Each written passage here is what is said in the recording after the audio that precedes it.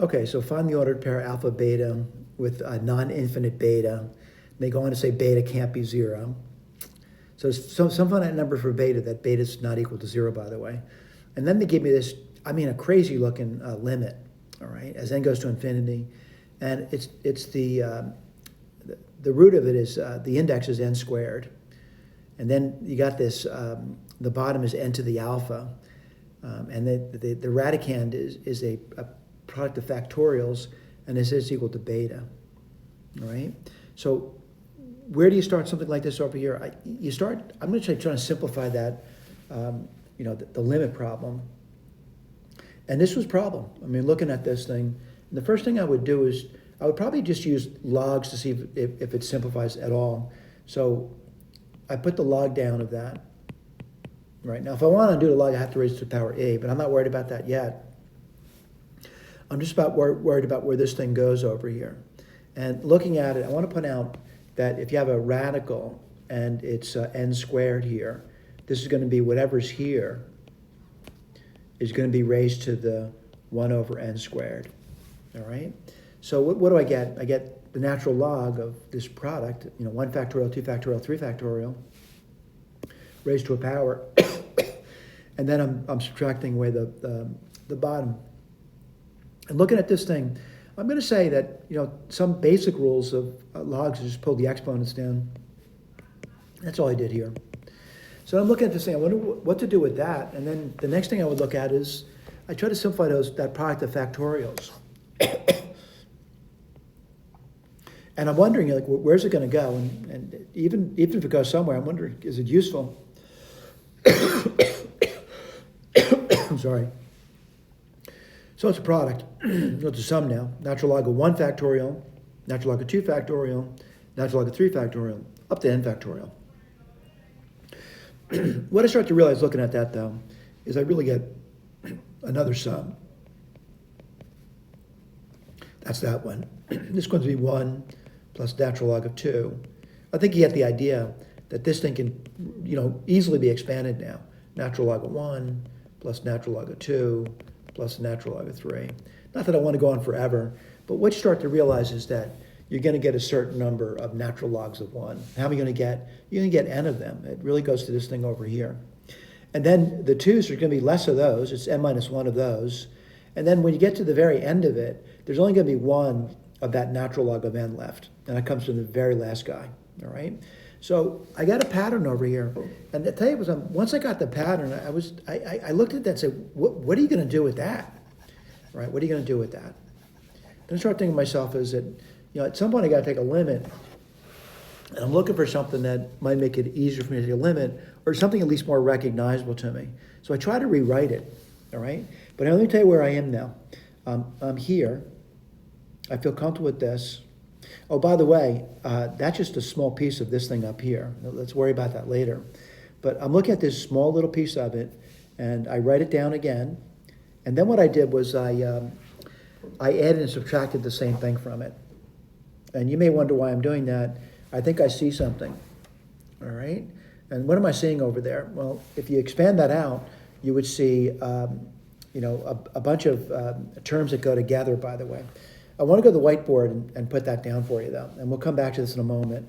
So when I go to the whiteboard, what I'm writing down is I'm writing down the place I'm at now, and this is going to be the natural log, n natural log of 1. You may wonder why I'm not evaluating the natural log of 1, by the way. The reason I want to see a pattern. And then we keep going, and then plus, I'm going to say yada, yada, yada, up to 1 times the natural log of n. And then what I do, let me write it down for you. I'm getting, I'm adding something on. I'm adding this on. 1 plus 2 plus 3 plus yada, yada, yada, up to n. But I'm really not, I don't want to add it on, so I have to take it away. And the way I do that is just make it 0. So natural log of n minus natural log of n is going to be 0. All right, so I haven't done anything to it. There's nothing been changed at this point. Then let me write this down again for you.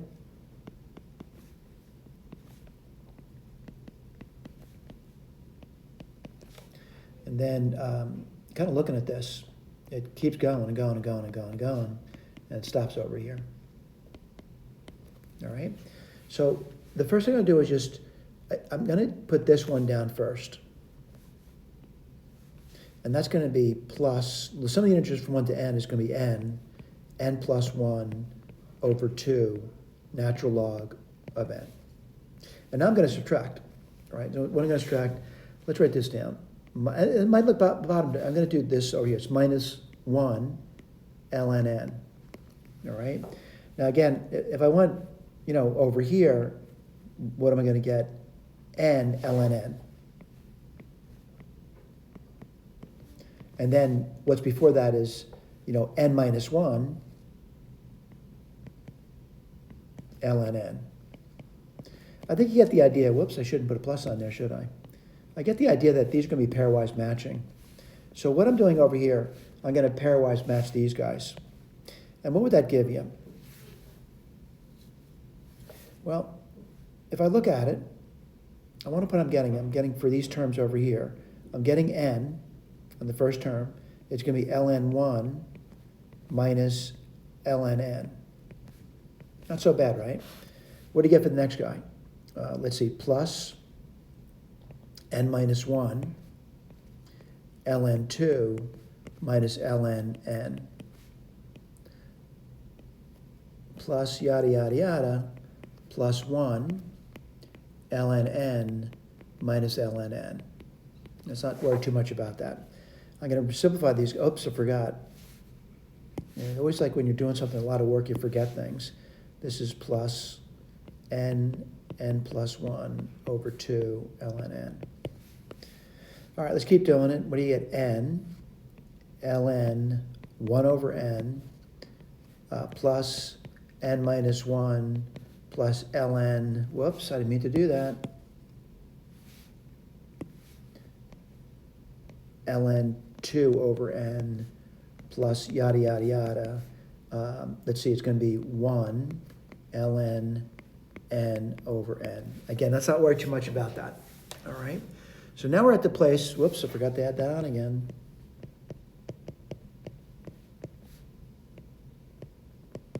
All right. And someone says, where are you now? If you really, it's such a long, long road at this point.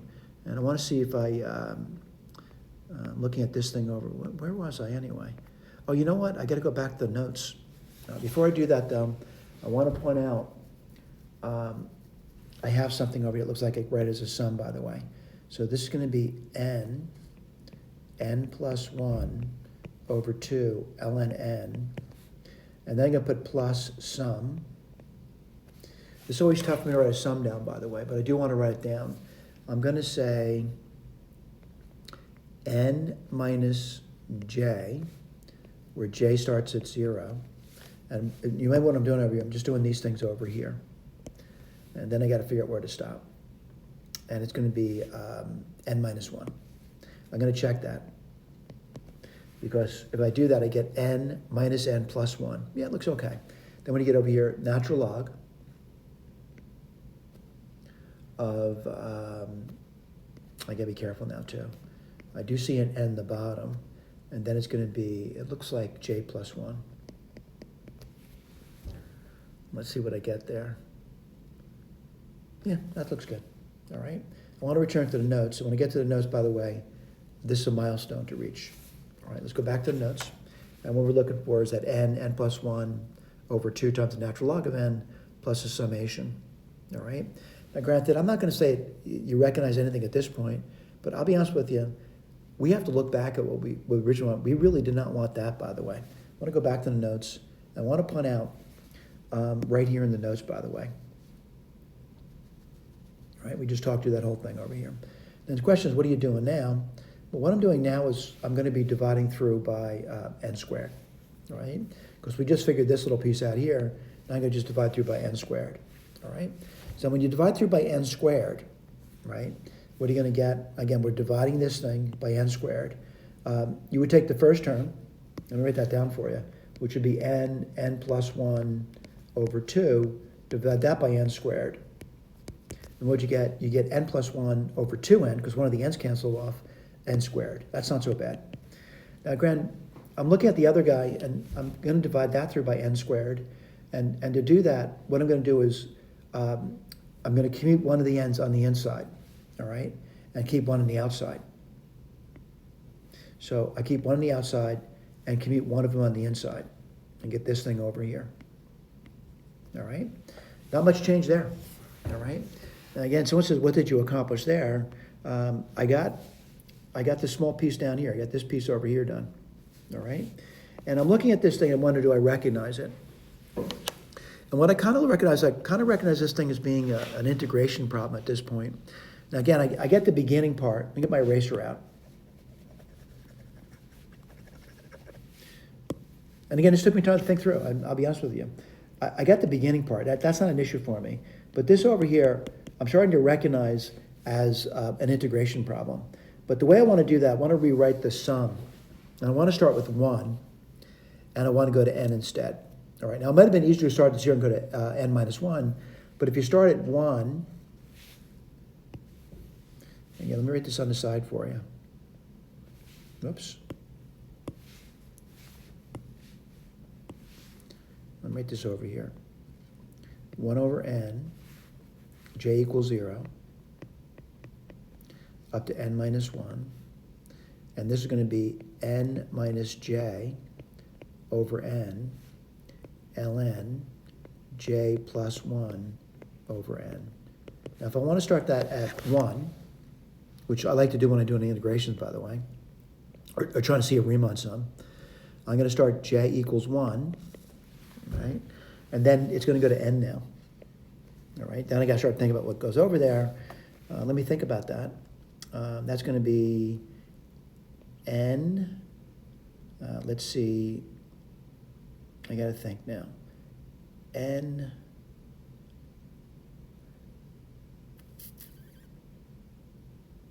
plus 1 minus j over n. Again, I'm checking that out. If I choose the 1 there, I got to think carefully, by the way. Get n over n.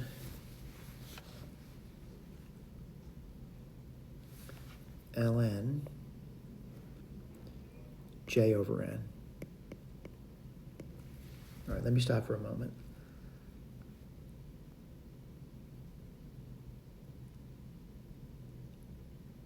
Yeah, I think I'm okay. All right. Now, of course, when I'm looking at this thing, I'm still looking for that Riemann sum. And I see 1 over n, the sum, j equals 1 to n, and then you're going to get n plus 1 over n minus j over n. I'm seeing the argument now. And I'm seeing this as a summation problem that relates nicely to an integration problem. And the reason that, although this may look odd to you, as n goes towards infinity, that just goes towards 1. So really what we're looking at is when n goes towards infinity, write this down for you, that this summation is going to look like an integration now. It's going to go from 0 to 1, 1 minus x, the natural log of x dx. Now granted, there's a separate video, which I will post, of me going through that to get minus 3/4. So I want to point out, I got something here to look at now. I know when n goes towards infinity, I get something, and I get that equals minus 3/4. I'm going to the next page, and I got this written over here now. That beginning part, and this guy over here. All right? Again, so what you just do over there, well, I'm kind of doing it in pieces, by the way. I still haven't let the n go to infinity on the first term, but I'll get there. I'll get there. And I want to go back over here and realize that it's really a piece of the story at this point. And what piece did we just tell you? This piece over here. But we haven't done that piece yet. All right? So let's see what happens. All right? And to get that piece over there, you just write it in. Right? So I write this down now. All right? And then looking at this over here, I kind of combine things together. All right? And the things I'm kind of together, let me just point out and get my eraser out.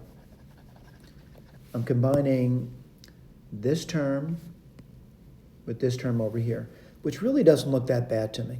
All right, that looks pretty easy to do. And what are you going to get? You're going to get n plus 1 minus 2n alpha over 2n ln n, and then a minus 3/4. All right? Now at this point, I believe I can take a limit as n goes to infinity. All right? And looking at it, I'm looking at this over here, and I'm going to claim it's minus 3/4. All right? Provided something happens. And so what has to happen? Well, I want to look at it. I want to look at this over here. I want to look at the limit as x. I'm just writing x because it's easier for me to write that down, by the way. Infinity. It also just makes it easier for me to do it. You're going to get x plus 1 minus 2 alpha x times the natural log of x over 2x. Well, the only way for this limit to be finite is if this thing is going to go towards a finite number at this point. And the reason that the bottom will grow faster than the top. And the only way I can make that happen is if x minus 2 alpha x plus 1 equals 0. Let me see if I can figure that out, all right? And you know what the x is in the problem over here. It depends on an alpha, by the way. So let's just pull that down. You get x, and then you get, and x is going towards infinity, right? So I want that to really kind of shrink out. And I'm wondering what that alpha is to make it disappear. You're going to get 1 minus 2 alpha. You know what? I shouldn't put the 1 there. I made a mistake of putting that 1 there. Let me get my eraser out.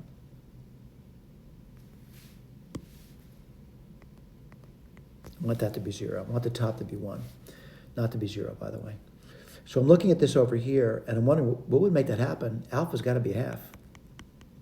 Now, if alpha's 1/2, this thing's going to shrink to 0. So if alpha's 1/2,